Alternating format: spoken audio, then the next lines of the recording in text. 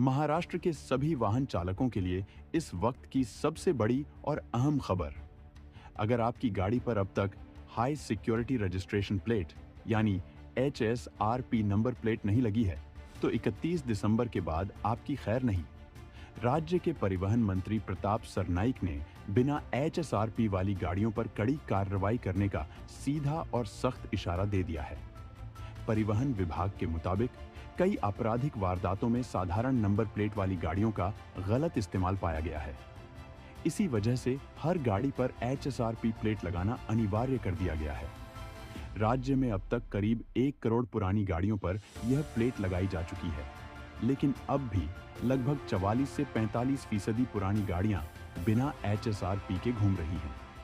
परिवहन मंत्री ने साफ कर दिया है कि यह नियम सभी के लिए बराबर है, चाहे कोई आम नागरिक हो या फिर मंत्री, सांसद और विधायक। नियमानुसार 31 दिसंबर तक का समय दिया गया है, जिसके बाद किसी को भी कोई छूट या रियायत नहीं मिलेगी।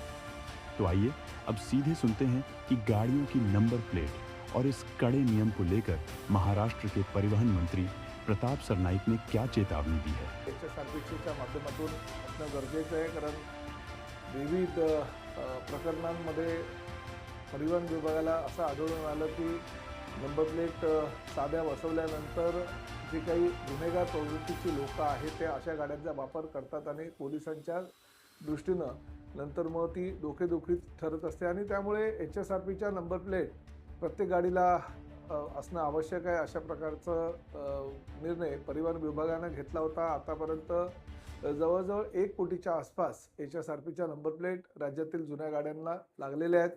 नवीन गाड्या ज्या येतात शोरूममधनं त्यांना HSRPचे नंबर प्लेट असतातच, परंतु जुन्या गाड्यांपैकी साधारणतः 55 ते 56% गाड्या आजपर्यंत रजिस्टर झालेल्या आहेत, त्यांनी HSRPचे नंबर प्लेट लावलेले आहेत। 31 डिसेंबरपर्यंत ही मुदत आहे। मंत्री असू द्या, खासदार असू द्या, आमदार असू द्या किंवा कुठलाही लोकप्रतिनिधी जरी असेल तरी सर्वसामान्य लोकांप्रमाणे त्यांनाही HSRPची नंबर प्लेट ही बंधनकारक आहे, परंतु 31 डिसेंबरपर्यंत मुदत आहे।